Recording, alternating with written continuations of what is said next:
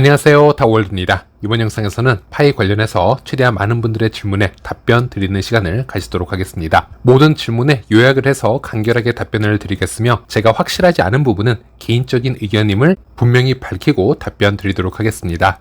첫 번째 질문을 보면요. 아직도 인도 분들 사진 검증에서 간디 사진이 뜨고 있는데 이것을 일치로 해야 될지 불일치로 해야 될지 궁금합니다 라는 질문이고요. KYC 검증 활동을 하시다 보면 인도 국가의 아이디 신청자를 확인하는 과정에서 인도 아이디에 새겨져 있는 간디의 얼굴이 찍혀 나오는 그런 버그가 있습니다. 그런데 이 버그는 이미 코어팀에 의해서 수정이 되었습니다. 하지만 지금도 간디 사진이 종종 보이는 이유는 버그 수정 이전에 이미 제출된 자료가 나오기 때문이고요. 그리고 이런 자료들을 마주하게 되면 당연히 검증 규칙대로 해서 정확하게 표시를 해 주셔야 됩니다. 즉 간디 얼굴과 신청자의 얼굴은 동일하지 않기 때문에 불일치로 표시를 해 주셔야 됩니다.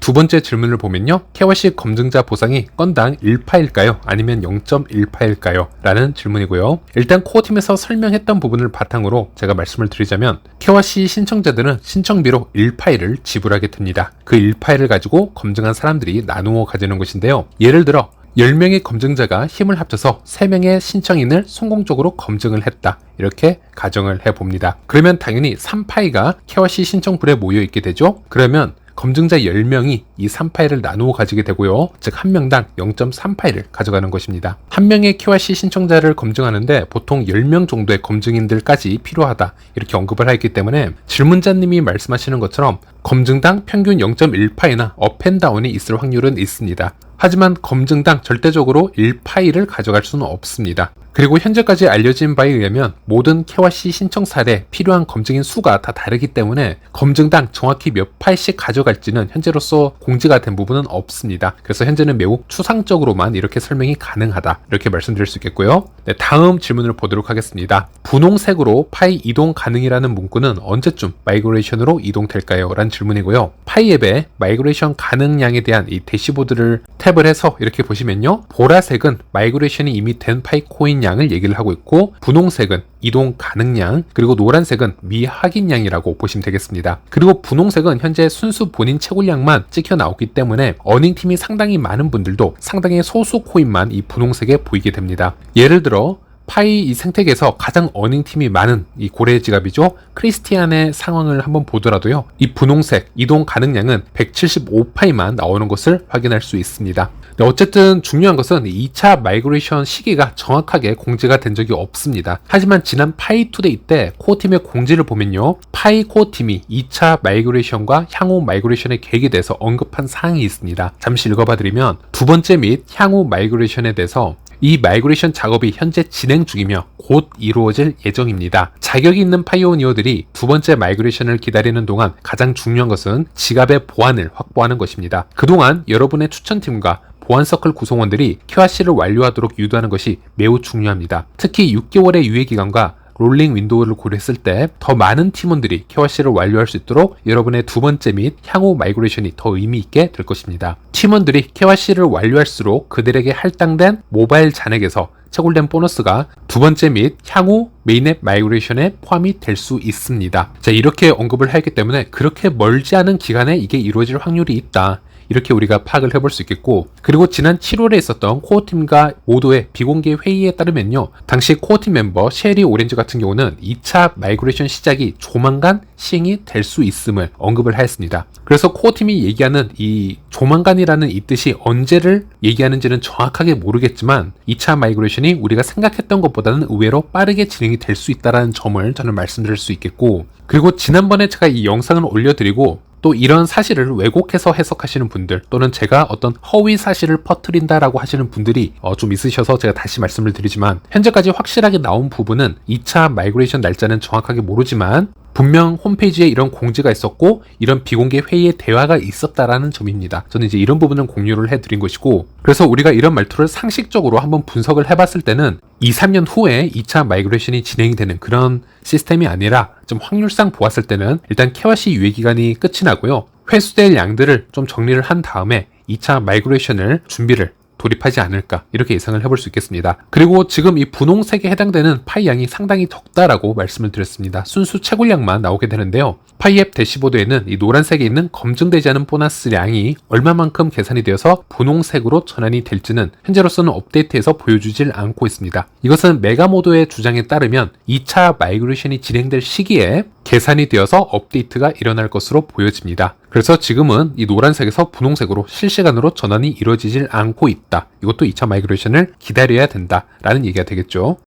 네, 다음 질문을 보도록 하겠습니다. 다름 아닌 홈페이지에서 거론된 검증자의 역할, 즉 지금껏 잘 검증을 해서 2,000건 가까이 검증을 했지만 언제부턴가 아예 검증이 나타나질 않으니 답답합니다. 잠자는 시간 빼고 계속 켜놨는데 현재 5개월 가까이 한 건도 못하고 있어서 이렇게 글을 남기게 되네요. 이유가 뭔지 알고 싶습니다. 라고 질문을 주셨고요. 이런 부분은 사실 저도 겪고 있는 부분이기도 하고요. 검증하는 분들 대다수가 겪는 흡사한 문제이긴 합니다. 처음부터 검증 건수가 잘 나오지 않는 분들도 상당히 많습니다. 즉 100건도 넘지 못한 분들도 상당히 많고요. 어느 정도 검증 건수에 도달하고 나서 잘 나오지 않는 분들도 있는데요. 이것도 이전에 코어팀의 청디아오가 비공개 AM에서 잠시 언급한 부분이 있긴 있었습니다. 정말 많은 요소들을 고려해서 분배를 해야 된다라고 언급을 하였고 국가나 이 지역별 요소도 영향이 상당히 크게 적용이 되고 검증률이나 랜덤성까지 존재하기 때문에 이런 부분은 현재에서는 어쩔 수 없는 부분이라고 생각을 하시면 되겠습니다. 저 같은 경우는 해외 거주를 하고 있지만 그럼에도 불구하고 한국인 검증자로 활동을 하고 있는데 정말 이 검증 건수를 저에게 주질 않습니다. 30분 켜놔야 한두 개 검증을 주거나 아니면 그것도 보통 주지 않는 게 지난 1, 2년 동안의 이 패턴이었고요. 한 달에 한 번꼴로 가끔씩 30개 정도의 연속 검증을 주는 경우도 가끔 있었습니다. 이런 알 수 없는 랜덤성은 항상 존재한다라는 것이고요.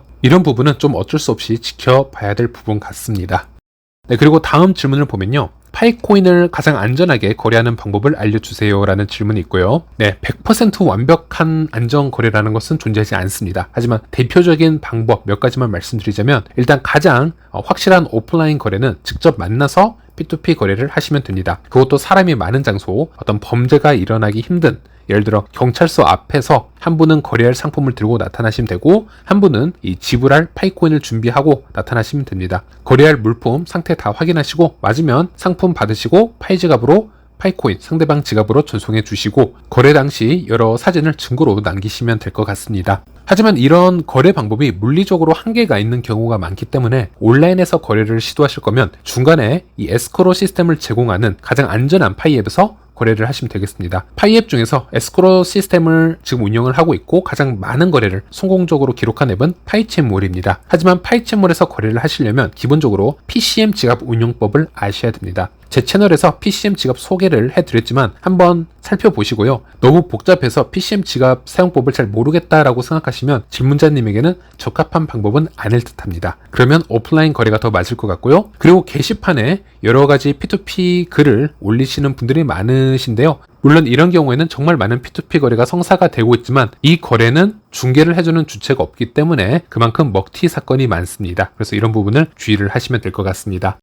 다음 질문을 보면요. 혹시 노드는 2차 마이그레이션으로 들어오나요? 라는 질문이고요. 원래는 노드 보상은 1차 마이그레이션으로 함께 들어왔었는데요. 최근 들어서 노드 보상은 잠시 미뤄진 채로 마이그레이션이 진행되고 있는 것을 볼 수 있습니다. 여기에 대한 이유는 코어팀이나 모더님이 딱히 설명을 자세히 해주고 있지 않기 때문에 정확한 이유를 말씀드릴 수는 없지만 최근 노드 보상에 대해서 여러 가지 업데이트된 부분이 있었습니다. 예를 들어 부정한 노드 보상을 취소한다라든지 또는 오픈 메인넷 이전으로 회수한 보상을 노드 보상을 받지 못한 사람들에게 이전하는 부분도 필요하다. 이런 코어팀의 언급이 있었기 때문에 확실한 보상을 위해서 현재는 그 노드 보상이라는 부분을 제외를 하고 빠르게 마이그레이션에 집중을 하고 있는 건 아닌가 이렇게 추측을 해볼 수는 있겠습니다. 다시 말씀드리지만 여기에 대해서는 정식 공지는 없었기 때문에 계속 상황을 살펴보아야 하겠습니다.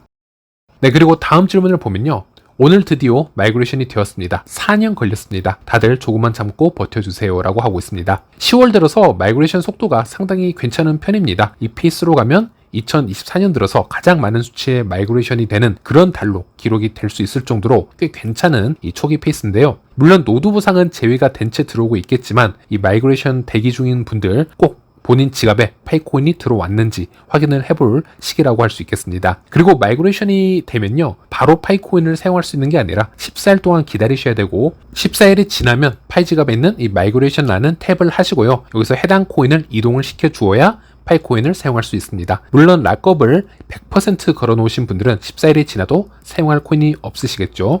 다음 질문을 보면요, 저는 이제 파이를 시작을 해서 지갑에 겨우 35개가 있는데 파이는 5년 정도밖에 지나지 않았는데 어떻게 몇만 개, 몇십만 개 파이가 있는지 정말 궁금합니다. 단순 휴대폰 채굴로는 불가능한 숫자가 아닌가, 이렇게 말씀을 주셨고요. 일단 최근에 시작하신 분들에게는 지금의 채굴률로 판단을 해보시면 수만 개, 수십만 개가 불가능해 보이는 수치처럼 보일 수가 있습니다. 하지만 모든 암호화폐가 그렇듯이 파이코인도 초반에는 기본 채굴률이 상당히 높았습니다. 시간당 3.14개였고요. 현재 채굴률이 시간당 0.005584인 것을 감안하면 당시는 엄청나게 높은 보상을 주었다, 이렇게 보시면 되겠습니다. 그리고 비트코인도 역시나 초반에는 블록당 보상이 무려 50개였습니다. 그러면서 점점 반감기를 거쳐서 보상률이 낮아지는 형태를 띠고 있는데 파이도 조금의 차이는 있으나 역시 흡사한 구조를 가지고 있다라고 보시면 되겠고요. 그리고 초반에 파이 프로젝트를 일찍 알게 되었고 여기에 대해서 신뢰를 했고 주변 분들에게 열심히 널리 퍼뜨리고 본인 레퍼럴로 여러 신규 유저 가입을 유도했던 분들은 그만큼 채굴 속도 부스팅을 더 높게 받았기 때문에 더 높은 보상을 받을 수 있었습니다. 또는 마이그레이션을 받았는데 수백만 원에서 수천만 원 이상을 투자를 해서 P2P 거래를 진행한 분들도 많으십니다. 그런 분들은 파이 지갑에 파이코인이 많을 수밖에 없습니다. 그래서 파이가 많으려면요, 초창기 멤버이거나 어닝팀을 또 상당히 많이 모았다거나 아니면 노드를 초기부터 운영을 했다라거나 이런 분들은 상당히 많은 파일을 채굴을 할 수 있었을 것이고요. 그리고 소량의 파일을 마이그레이션 받았다 하더라도 그만큼 이 프로젝트를 믿고 큰 투자를 진행하시는 분들은 파이코인이 지갑에 더 많이 들어와 있겠죠. 네, 그래서 이렇게 이해를 해주시면 되겠고요.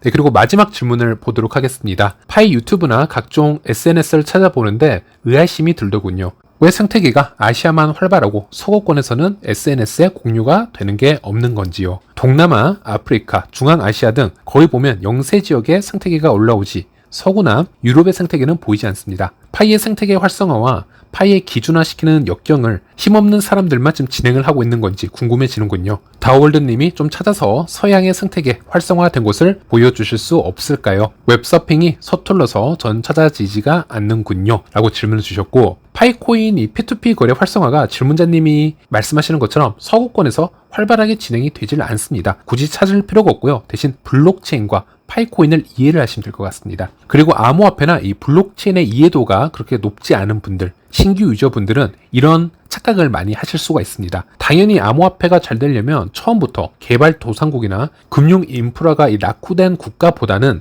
이 서구권, 미국, 유럽 이런 곳에서 선진국에서 더 이 시스템을 받아줘야 되지 않겠냐, 이런 말들을 하실 수가 있겠지만 이 부분에 대해서는 좀 더 넓은 관점에서 접근이 필요하신데요. 자, 첫 번째로 일단 2023년 기준으로 암호화폐 P2P 거래를 가장 많이 하는 국가 리스트를 가져왔습니다. 이것은 파이코인과 관련이 없고요.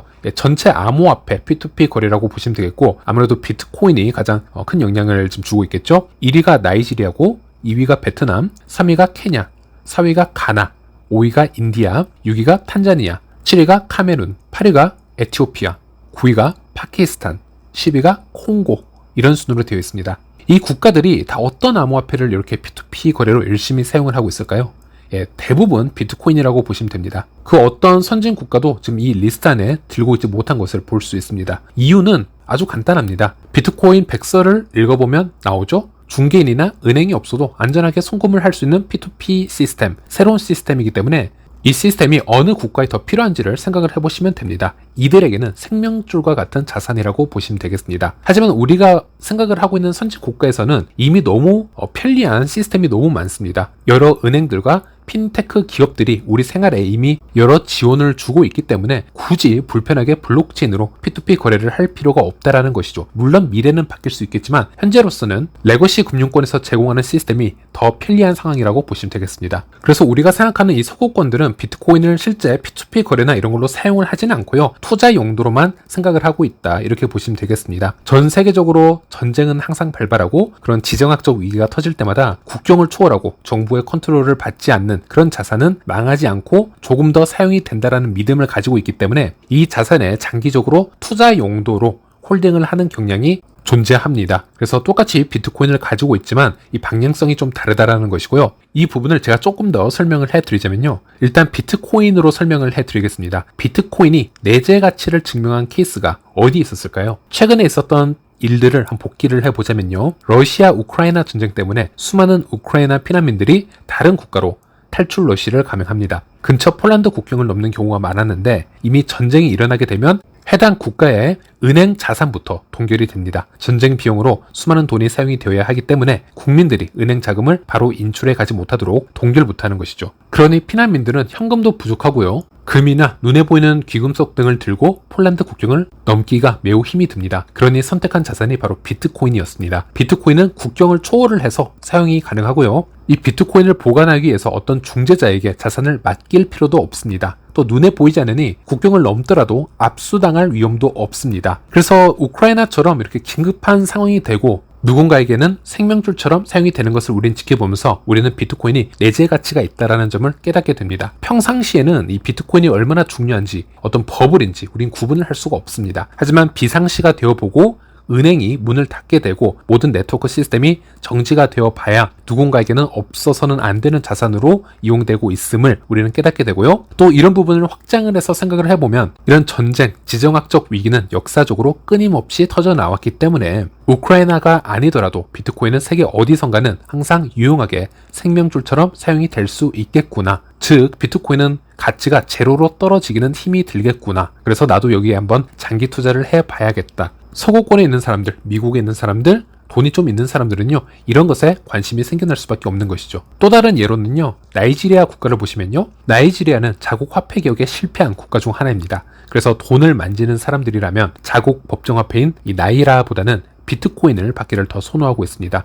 이 비트코인을 가지고 있으면 언제든 해외로 자금을 쉽게 보낼 수가 있고 이 인플레이션과 같은 문제에서도 쉽게 벗어날 수 있습니다. 이 나이지리아의 비트코인 의존도는 정말 좀 심하기 때문에 여러 다큐멘터리가 나와 있을 정도로 좀 설명이 잘 돼 있는데 여러분도 시간이 되시면 시청을 한번 해보시길 바라겠고요. 그래서 한때 이 나이지리아에서 비트코인 프리미엄은 타 국가에 비해서 60% 이상 높기도 하였습니다. 이 얘기는 나이지리아의 비트코인 수요가 너무 높은 데 반해서 공급 충격이 있었기 때문에 한시적이긴 하지만 이 비트코인 가격이 상당히 높게 솟구친 그런 시기도 있었다라는 것이죠. 그리고 이렇게 수년이 지나면서 코인의 약세장을 거치기도 했고요. 여러 국가들의 규제들이 나오기도 했지만 그럼에도 불구하고 이런 나이지리아에서 이 비트코인 의존성이 줄어들지 않았기 때문에 결국 선진국에서는 이런 현상을 분석을 해보고 비트코인의 내재 가치가 있음을 인정을 하고 투자를 진행을 하는 것이겠죠. 많은 분들이 이 블랙락의 레리 핑크가 최근에 비트코인에 대한 입장을 180도 바꾸고 여기에 어떤 투자를 진행을 한다라고 해서 이것을 비트코인의 내재 가치가 생겼다라고 알고 있는 분들이 많은데 전혀 그렇지가 않습니다. 비트코인의 내재 가치는